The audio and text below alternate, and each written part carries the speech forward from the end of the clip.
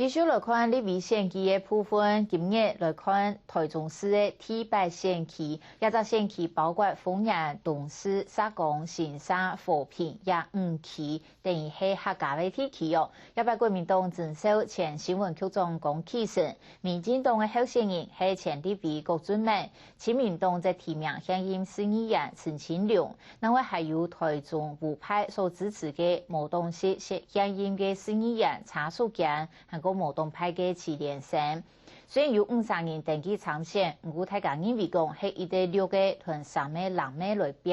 泛蓝还可能因为闹假法提一起输黑。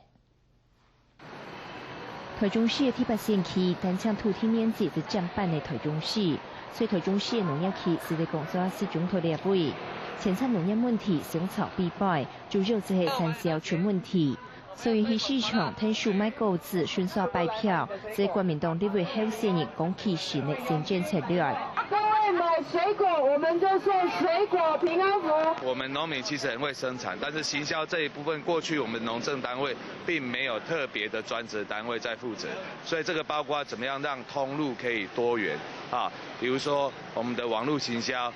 国外的市场的拓销，还有包括云端市场的开拓。还有最重要的概念就是产地直销，避免中间的剥削，让农民真正可以受益到整个市场的价格。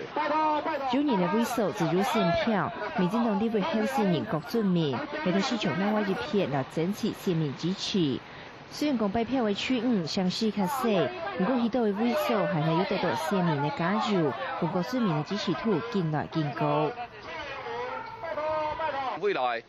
我来协助真多的果农同家产品来撤销，因为专门属实真多中小企业大公司的人家专程来拜访，用安尼透过农民直接卖本跟员工的方式，也就是种个撤销的模式我相信安尼要减轻中间的白销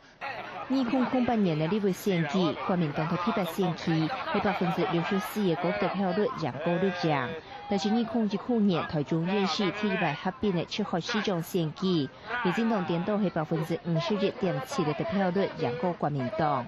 面对着东市客家优势的郭顺明，龚启成也鼓励到客家选票，所以讲是步步较进。客家人托规个立法院是真少数所以那力度，客家人托三乡地区无法度来，但是法未来太补客完全来延续客家文化、客家政策完全托中央得到较大资源是少一个较有力的人来发想。大埔的客家文化，我们如何有效的来保留它，完整的保留它，这是将来我们要努力的。所以胡市长其实在选市长的时候也有提到说，我们要新建所谓的客家园楼客家土楼。那这部分将来我也会督促帮忙，从中央来争取资源来协助。值得观察的是。值得观察的就是国民党在台中服务两派地方派内，礼拜公有意见，fun派支持龚启成，无派则支持推动参选的现任台中市议员查淑娟。亲民党的提名现任台中市议员陈清良。面对泛蓝分裂，龚启成是讲是显得动辛苦。那过去10年来，在基层的一个服务的一个精神我本来就不分男女。不分区域，所以我在基层的一个服务的这样的一个经验跟精神是我跟其他候选人显著不同的一个地方。没有政党色彩，我们的生活绝对可以更美好。那么，我想这是我们最大的目标。那么，因为大家也厌倦了口水战。政治的口水战大家已经听得已经很厌烦。那么，我想我不多说，我只希望我们未来大家的生活真的都可以过得更好